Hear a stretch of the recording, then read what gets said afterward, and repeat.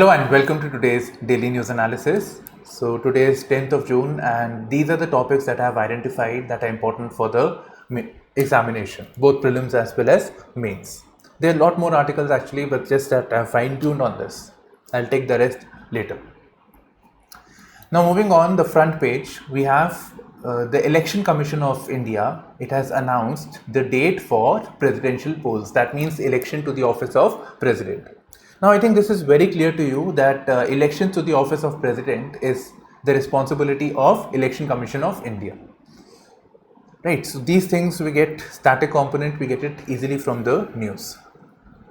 Now it says that the elections would be held on July 18th and then the counting of votes and so all of this will take place.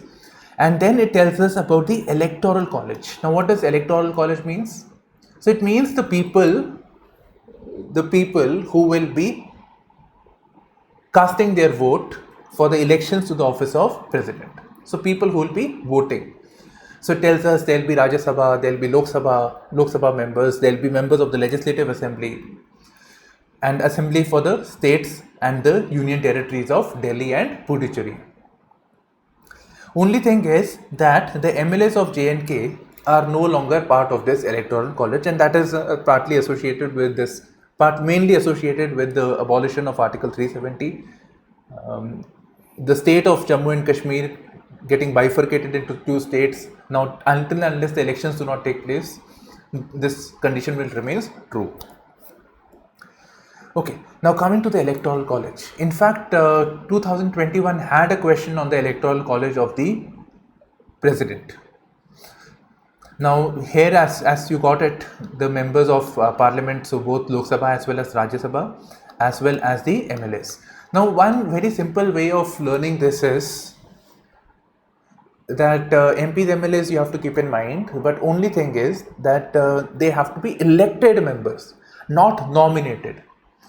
So the idea is that the President of India is a very important post, even though nominal, it's a very important post. Therefore, anybody who votes for President should at least have some representation or backing of the people. So therefore, MPs as well as MLAs who are elected. So nominated members of Rajya Sabha will be excluded. Likewise, the members of Legislative Council are also not part of this. So that is sufficient for us. Now moving on to the next.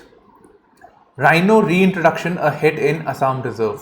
Which reserve they are talking about? They are talking about the Manas National Park. So basically there are rhinoceros with orang, Kaziranga, and one more national park was mentioned. Pobitra Wildlife Sanctuary. It's not a national park. Pobitra Wildlife Sanctuary. Therefore I think it is not there in this map. So rhinos are being reintroduced to Manas National Park as part of the Rhino Vision 2020, which was introduced in the year 2006. That's it. Then this article tells us about some measures that the national park is taking, Kaziranga National Park, with reference to the accidents that take place in the national park. You know, cars hit the cars or rail, they hit the animals and they die. Okay, now from point of view of prelims. So we should know about Kaziranga, we should know about Orang. In fact, this national park which is not mentioned, I feel this is very, very important. Last year I was doing some weekly compilation stuff for a coaching institute and this thing was there in the news. Likewise, this was also there in the news and that was mostly because of greater autonomy being given to these areas. So these are important. They have been in the news. Keep an eye on them. Now I'll give you one indication as to how UPSC asked the question. So this was in year 2014. I was attempting this and I made this mistake. So there were some national parks that were given with the Northeast India. That was very simple when we saw the options. So it said which national park is associated with the following rivers. So national park, river, and we have to identify the right statement. So Manas was associated with Brahmaputra and most of the fresh candidates like me, they made this blunder. So we have to be very sure that, see, it seems like it is very close to Brahmaputra, but actually there is the Manas river that is flowing. And this national park is not directly on the Manas, on Brahmaputra river.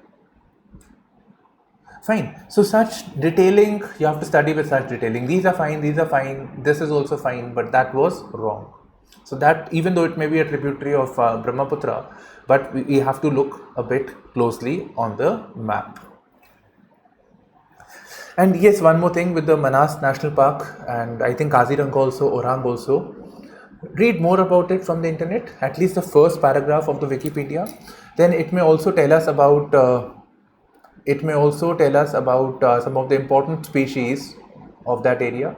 For example, the fauna of that area. For example, it tells us about Assam roof turtle, hispid hare, golden langur, pygmy hawk. Now, pygmy hawk seems a very unique name. Where is it located? It's endemic to this region. Okay.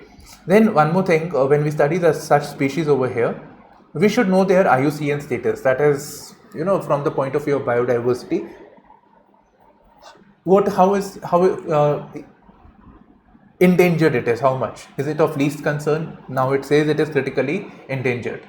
So such type of work is required. Now coming to the next one, this is about environment, GS3, and also we have urban issue, which is again GS3. So here we learn about the concept of compensatory afforestation. So the Delhi Development Authority says that it is not able to acquire any new land because it is not able to fulfill its commitments under compensatory afforestation. We'll pause over here. What does this mean? So there is a law known as the Forest Conservation Act, which says that if any forest land, let's say this land is there, so if any forest land is to be diverted, let's say Adani or DDA says that we want this land for creating a residential complex, Adani may say I want it for mining activities. So if this land is naturally, if it is required to be taken away, then the forest is being destroyed. So the equivalent amount of land and equivalent amount of trees that are destroyed should be created in a different area. Afforestation should take place in a different area. So it can be in a non-forest area, so that should be improved, or degraded forest, that should be improved. So such measures should be taken up. Therefore, we call it as compensatory afforestation. Right? We're compensating for the loss that has taken place. So here what the DDA chairperson is saying that within Delhi it is not possible. So why not take the forest, why not take land for compensatory afforestation in the neighboring states? Which the experts say that's not a good idea because forest would help the people of Delhi. If you're doing it in the neighboring area, it's not a good idea, even though there is a provision for that. And for this, they need a permission of the Union Ministry, even though an officer of the DDA says it is not required, but I checked on this bill over here, I did check this. Okay. So the ministry, they have to get the consent of the Ministry of Environment, or actually the Union, they need the permission of there. And Union is pretty critical of this, that if you, Delhi Development Authority has 80% of the land, if you can't get this, there is a problem with you. Okay. So this is there. Now you have the concept of compensatory afforestation. I think that should be clear. And you know it, that it is coming under the law known as Forest Conservation Act. Now you may have heard of something known as Campa. Not Campa cooler or something like that. Campa is a drink. But there is something known as Campa. I'm referring to the Byju's website actually. So there is a law that was enacted known as Compensatory Afforestation Fund Management and Planning Authority. So this fund was created, this law was created, Act. So it seeks to mitigate the impact of diversion of forest land for non-forest purposes. In fact, I have the CAG thing also. I'll share the link in the comment section. Now you may say that the Campa is there for this work, then why is it mentioned under the Forest Conservation Act? So fine, this provides for compensatory afforestation. It is to protect the forest, and especially when the forests are to be de-reserved. So reserved forests are protected. So de-reserved, if the forest has to be de-reserved, so there has to be some sort of a restriction or some sort of regulations. So that is provided by forest conservation, and in one case it says that if you have to do, then compensatory afforestation has to be done. But many times what happens is that let's say this land was required, and the agency like Adani, DDA, whosoever, they are not able to get the land to do that, maybe because they don't have the expertise to do that. So they are not able to get the land for compensatory things. So what they may do is, they may say, okay fine, this thing, the government may say, okay fine, this thing costs so much. So they define it in terms of monetary terms, that is money terms, and pay this. Pay this where? To a fund that is created by this act, Campa Act. So a fund is created. Now the fund that is accrued by all these things, by diversion of the forest land, this money should go back to the states. So most of 90% goes to the states, 10% remains with the union, and that has to be utilized for compensatory afforestation. Fine, so that is why we have this Campa funds. Now to regulate this, to oversee what is happening, to advise the government, there is an authority that is created under this law. I think so. This is there. Now you may be wondering, why are we having the CAG website? CAG is basically auditing things. So it also audits as to what happened with the funds that accrued as a result of this compensatory things. So CAG is auditing, and there is a report known as Union Compliance Civil Compensatory Afforestation. So it is looking at the compliance with the law. So compliance, and it says that most of the fund is actually unutilized. Sometimes it may also say underutilized. So that is a problem, and therefore we have the CAG website. In fact, I would be sharing this link on the comment section. Governor inaugurates temple at Amaravati. I think we should just stop over here. First of all, we have the head of the state who is inaugurating a temple, so non-secular function. So Indian model of secularism versus the secularism of the West. So India is fine, but in the West there's a strict separation of the state from the religion, but India, it is acceptable. Okay, so I'm continuing, in the previous DNA I had talked about it. Now coming to the temple. So temple at Amaravati. Amaravati is the capital of Andhra Pradesh. So the temple is attributed to Lord Venkateshwara Swami, who is one of the forms of Lord Vishnu. Right. So these details we should know. In fact, I've added some of them. So these are the things we should keep in mind for prelims. So I was expecting more on the temple, but then so this is there. Then with the Sri Venkateshwara temple or Tirupati temple also, that is there. So that is associated with Venkateshwara. So here there is a reference of Tirumala temple. So another temple in Andhra Pradesh.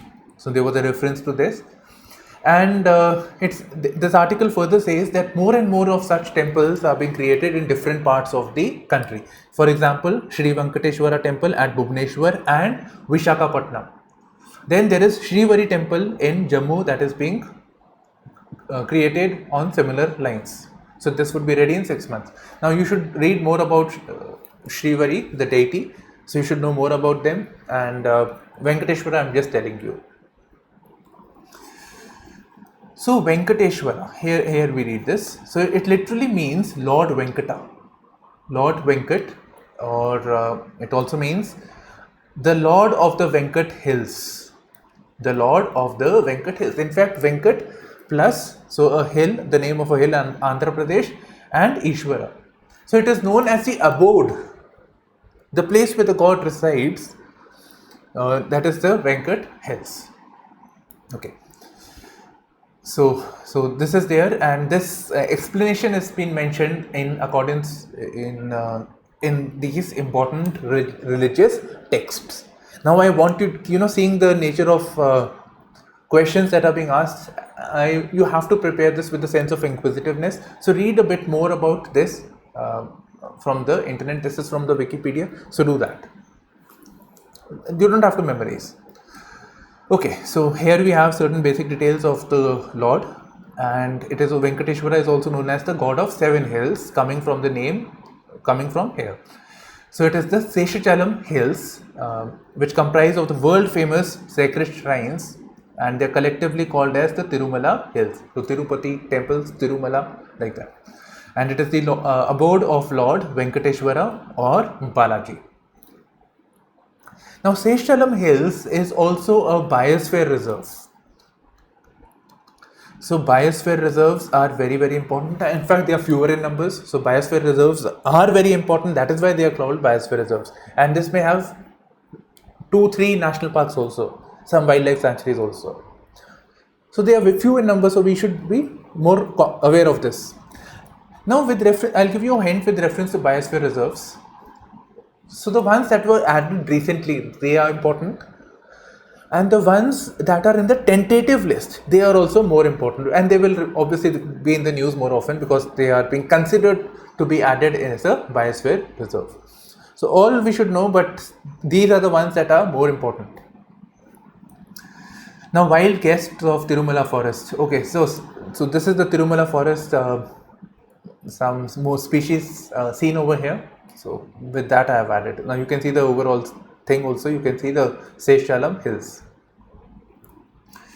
Ties reset. So the foreign minister of Iran visited India. So first time after this controversy that has taken place of that OIC thing. So we have the Iran foreign minister coming to India. Now let me briefly explain all of this in very, very brief. I'll make a detailed analysis separately on the India-Iran issue. Yesterday also we did. So very briefly I'm doing. So let's write Iran and India. Iran is very important to us. So one of the reasons was connectivity. Connectivity as part of Iran Chabahar port project, connectivity to Afghanistan, connectivity to the north-south transport corridor. So connectivity to Central Asia and to Russia also. So from that perspective, it is very, very important. And naturally, Iran is supplying oil. It has a lot of oil, so that can be provided to us. So energy security, oil, natural gas, that are important. Plus, yes, natural gas is also for fertilizers also. So from that point of view, it also helps us. So these are two important pillars of our relations with Iran. We also talk about cultural things and lot more things, but it is these two things that are very, very important to us. Now, just as we want oil, Iran wants money from us, and likewise for the Western countries, West Asia countries. So all of them want money from us. At the end of the day, we are a very reliable consumer. So if it is about energy security for us, for them it is about economic security. That money is important to them also. Okay, so that is clear. Now, naturally, we want good relations with Iran, but relations with Iran becomes very, very complicated. On one hand, Iran has very bad relations with the Arabic world. So Arabic world means the GCC countries, or we can also just check on the map. So Iran is Shia, Arabic is Sunni, so they have bad relations. So when we are looking at improving our relations in the extended neighborhood, that is a bit further from the neighborhood of ours, like if we move away from Pakistan, so that is extended neighborhood. So we have to draw a balance between these two blocks over here. So one is Iran, one is the Sunni Arabic. Okay, so that difficulty is there. Now what is even worse is that Iran is reeling under the sanctions that were imposed by the US. So let me give you a brief background on this also. So this article tells us about that. So sanctions. Now sanctions would mean that India is not able to invest in the Chabahar port project, or India is not able to get oil from this. So or trade is getting affected because of this. That is sanctions. So any country does with it may invite the sanction of the USA, and the USA is the world's biggest economy. Okay, so sanctions are imposed on Iran. Why? That's because Iran, there is a concern that Iran may use its civil nuclear program for weaponization. So it is there is a concern that it is enriching its nuclear stockpile. So enriching is done typically for making nuclear grade weapons, uranium to plutonium. So enriching its nuclear, nuclear fuel stockpile, which could be weaponized. So there is a concern. And if Iran weaponizes, imagine, there will be a lot of insecurity in the region. There may be nuclear war. Iran and Arabic world, lot of tensions. Iran has ties with the militant groups like the Houthis in the Yemen, or in the Palestine, Hamas in the Palestine region. So that's not a very good idea, and that is a concern for us also. So one way of stopping it is to make sure that Iran does not nuclearize or enriches its nuclear stockpile. So initially there was a sanction on US because of the same issue, and later there was an agreement that okay fine, we will stop the sanctions on you. And this was under the agreement known as Joint Comprehensive Plan of Action that comprised of US, which is part of the P5 plus 1, including Germany. 1 depicts Germany over here. So the sanctions were removed, and Iran agreed that they will not enrich the nuclear stockpile. But gradually there was concerns like Iran was not giving access to the IAEA, one of the agencies of the not of the UN actually, so we have to be mindful of this. So it is responsible, IAEA is responsible for basically seeing as to what all the countries are doing with reference to the nuclear sphere. So IAEA was to investigate all this. Are they enriching or not? And IAEA was not very confident of what was happening in Iran. Further, it felt that Iran is investing a lot of its funds on research and development, which could be used for weaponization program. And therefore, under Donald Trump, this agreement stood cancelled and sanctions were reimposed and made even more stringent. So there was a lot of pressure on India to stop the oil trade with Iran and any other cooperation with it. So that happened. And this has been continuing during the term of President Biden, the next president of USA. Right, so this is what it tells us about. This is the basic thing over here. We have something on the IAEA. UPSC asked this question in I think 2016, and I'll come to that. Okay. Now, one thing that hampers our relations with this thing, which may complicate, is that we have joined a grouping which is of Arab bloc. So it includes Israel, UAE, US. In fact, Israel and UAE are not friends, they are enemies, Arabs. And Israel and Iran is also enemy, but yeah. So this bloc, India being part of this, is seen as an anti-Iran coalition. Israel-Iran relations not good. UAE, Arab-Iran relations not good. So India has become part of this. So this may be a problem over here. Now, one more thing, those of you who are writing the mains examination, US led an initiative with the UAE and certain other countries with Israel. So this was known as Abraham Accords. This was sometime in the middle of this year. So this Abraham Accords, its significance is very, very important for the upcoming mains examination, and who knows, for the next 2 years also. Now, important thing about the IAEA is that it is an intergovernmental organization, very easy, but it is independent of the United Nations. It is not an agency of the UN, even though it reports to the UN. It shares its reports, submits its reports to the UNGA, all those things, but it is not really part of the UN. So that was the question that was asked. That is why I have underlined this, though established independently of the UN. Now, an enduring agreement bridging India-Pakistan ties. This is basically an appreciation for the Indus Water Treaty, which explains. I'll just do it with the help of the map over here.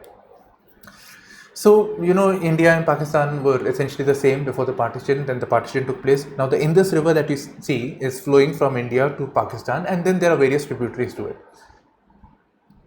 So, even though, various tributaries to it. Now, naturally, there has to be some sort of an agreement, some sort of a consultation also as to how the two countries would cooperate with each other on the matters of river water sharing. for this, the Indus Water Treaty was created, and it was during the time of our first Prime Minister Jawaharlal Nehru and their President Ayub Khan, and this was negotiated by the World Bank. Again, important. And this treaty has stood the test of time. Even though India-Pakistan relations are very, very bad, they say no talks till the terrorist issue, or they say Kashmir issue. But even then, the talks over here continue. The consultations continue. So this is like, as this author says, and this is a very important theme, that this could become an edifice to address the challenges of many other issues. Here it talks about climate change, or it can also be about normalization of ties between India and Pakistan. Okay, so in this water, this thing. Now what it says is that the three rivers, the three to the top over here, so Indus, Jhelum and Chenab, are given to Pakistan. So the rights to this river is predominantly with Pakistan over here, but not all, because some water is coming from India also. So 80% is with India, rest 20% is with India, the rest is with Pakistan over here. But yes, they can create this hydel projects. So those things they can do. So there is no harm in that. You're not diverting it for agriculture, so it's fine. So for hydel projects for generating electricity, that can be done. So for that, India can store water. Then the rivers to the south, so Ravi, Beas, Satluj, this is predominantly with India. Even though India, obviously you can't really stop the forces of nature, the water does flow towards that side, but this is predominantly exclusively for India only.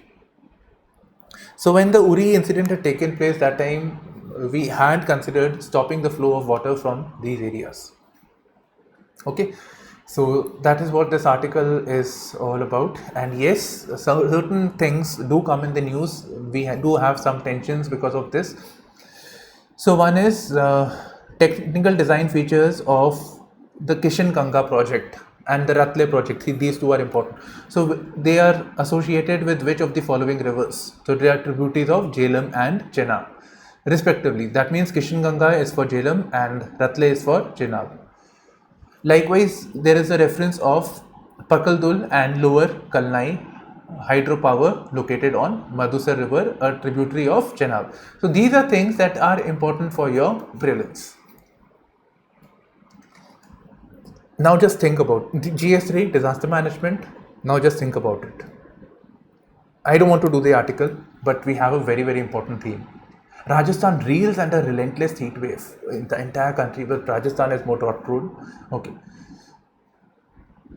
So it says there is this heat wave is there. They are going to be much more in the future. This is threatening the wildlife. It is threatening the livestock, and it is also affecting the water security of this people around here. It is also affecting their let me just write there, water security.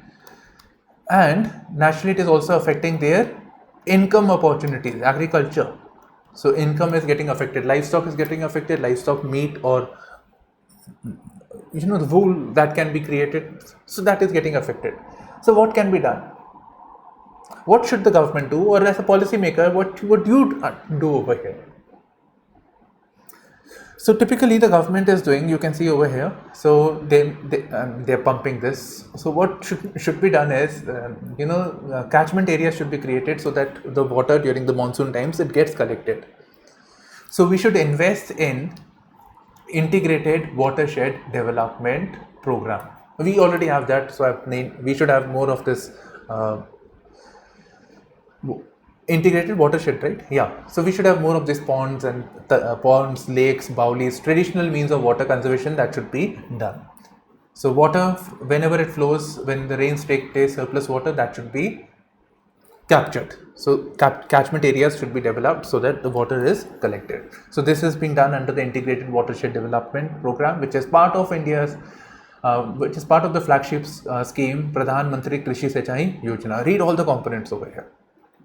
Okay, effective and efficient irrigation system, that can also be done. For Israel is doing very well, Saudi is doing very well in irrigation and agriculture. We can also do that. Okay, so that is there. For livestock, what can be done? We have a livestock policy, by the way, 2015, and the question was asked on that. And livestock is much more important from the view of inclusive growth, because for this, land is not required. Anybody can have livestock and they can start their work. So less investment, and women tend to get benefited out of it. So what can be done? There should be fodder banks, right? So fodder banks should be there. Availability of water is difficult, but at least fodder bank, that can be done over here.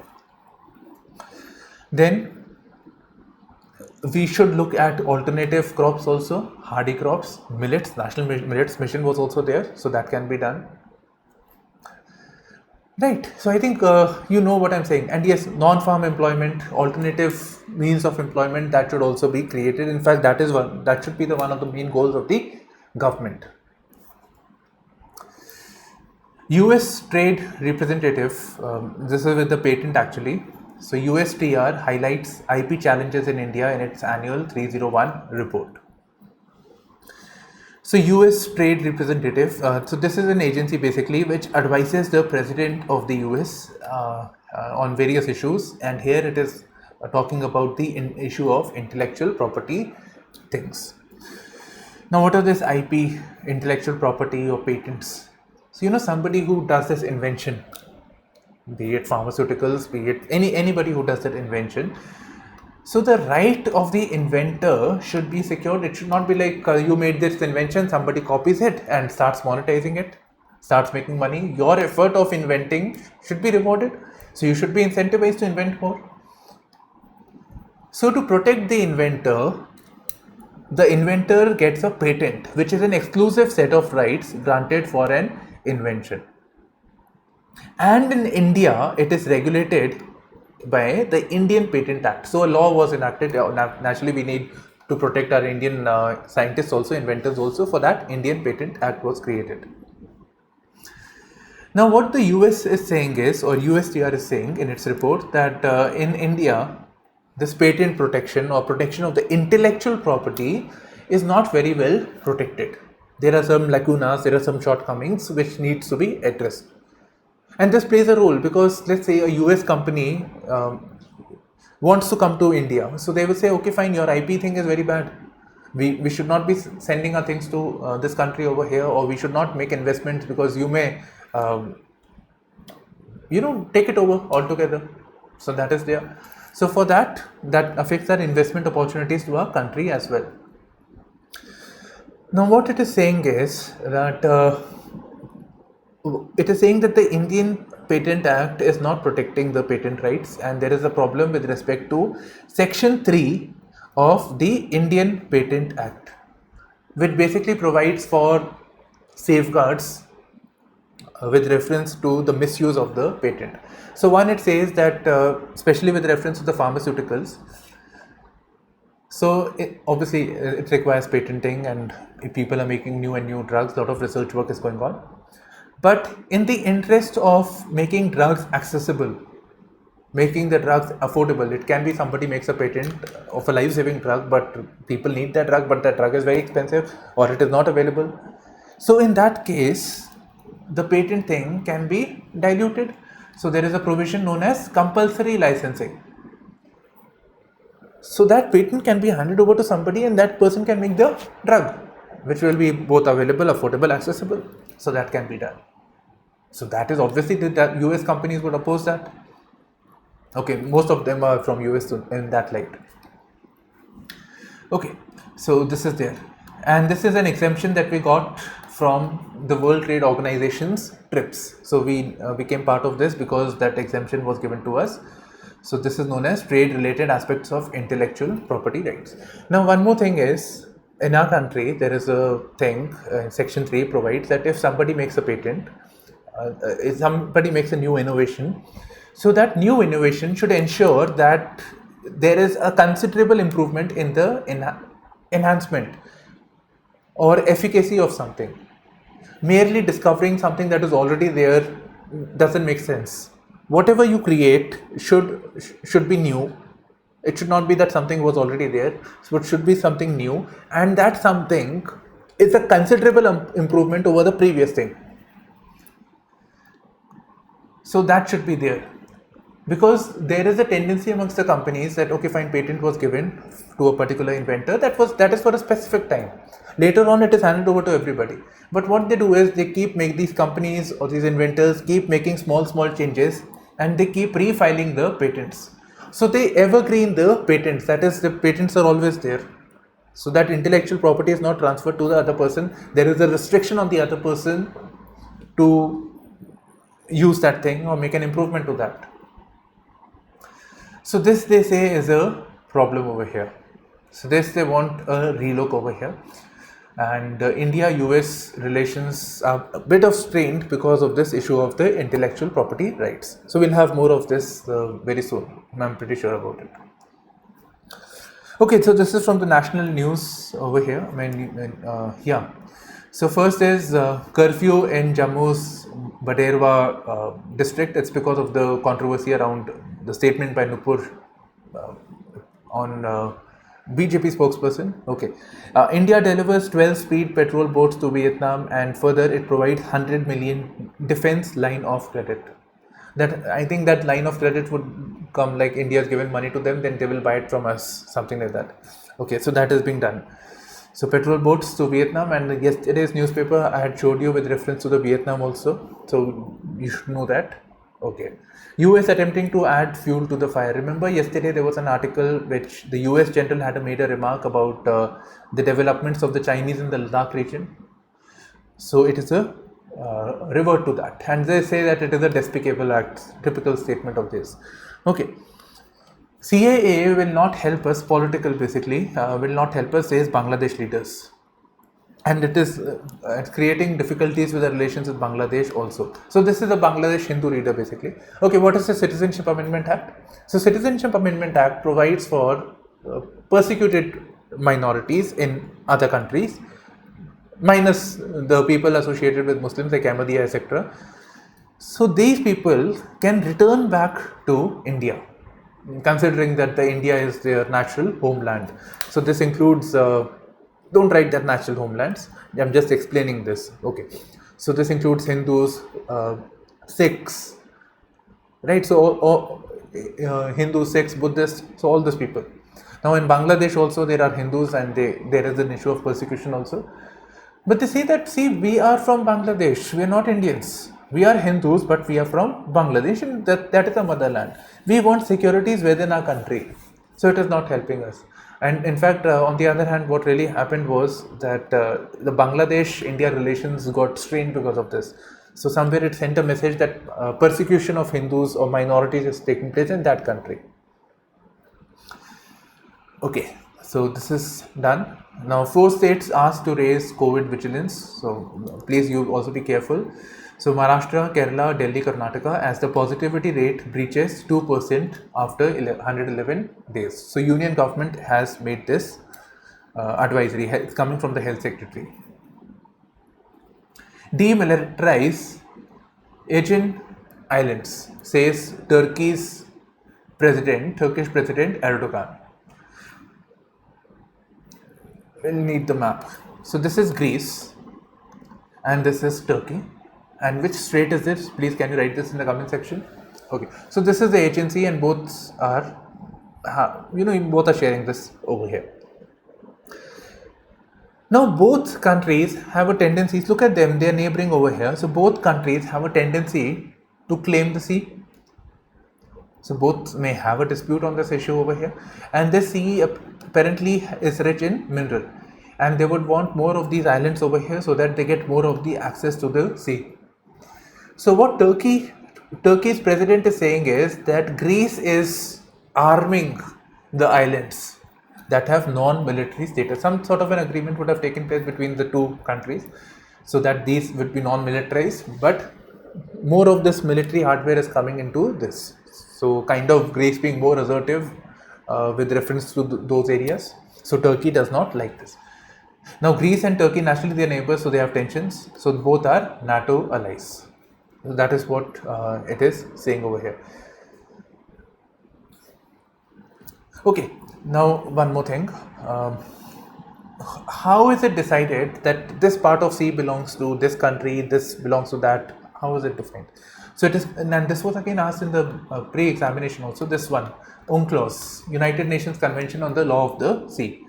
In fact, India and Bangladesh also had problems, so we were able to amicably resolve the situation. And but they are not able to do it. So that's the success of our diplomacy and our relations with our neighbors. And that was before PM Modi. Okay, now last is the eco section, and both were asked in some ways. So this was asked, and yeah. Okay, so it says rated firms have buffers to bear 10 to 15% rupee depreciation. So this Moody is saying. So Moody is it's a rating agency which basically assesses the various companies. So it says that the companies that it have rated, the firms it has rated, it has audited. So if the rupee depreciates vis-a-vis dollar or foreign currency, it will be able to handle it. So 10 to 15% of rupee depreciation, it can handle it. Now, why is rupee depreciation a bad thing? Naturally, it's a bad thing. Why is it a bad thing? Not for all. For those who are exporting, this concept was asked in the pre-eco section. So those countries that are exporting, so they stand to benefit if, for a particular dollar, they get more rupees. So if the rupee depreciates, they stand to benefit. For example, IT companies.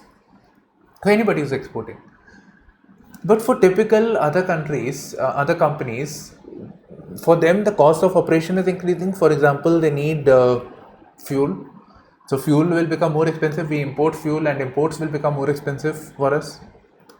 So fuel will become more expensive. Likewise, foreign currency will become more expensive. There were companies who were borrowing from other countries, or they were external commercial borrowing. So that money will become all the more expensive. So cost of capital will increase. So that is a cause of concern. So it says exporters could benefit as their services or products become cheaper. But here again, it says that there is a weak global demand and rising inflation in other countries also, not just in India. And we have this food issue also. Crude is also becoming expensive. Okay, Ukraine war and all those things. Rupee is at dollar terms 77.74. Now this was asked in UPSC pre this year's. So it says if the US or the European Central Bank, if it decides to increase interest rates. Now mind you, this is very similar to the Reserve Bank of India. So just as India, there is a central bank which is responsible for monetary policy, which aims at targeting the inflation. So it wants to keep the inflation under check. Likewise, for the foreign countries like US, it is the Fed Bank. For Europe, it is the European Central Bank. So it gears up to raise interest rates. So if interest rate increases, there is chances that money from India would go to more attractive European banks or Euro, because they get better interest on their money. Plus the risk of rupee depreciation is not there. So that is, they are secured from that line. Now current account deficit likely to hit a 3-year high of 43.8 billion. Naturally, crude is expensive, things are getting expensive, imports are getting expensive, so the current account deficit is increasing. There is weak global demand, we are not able to export very well over there, so that is not a good sign. Right then, so this basically concludes the session, and we have something coming up very soon. So we will make a very announcement very soon on that. Right then, so bye bye, take care and all the best.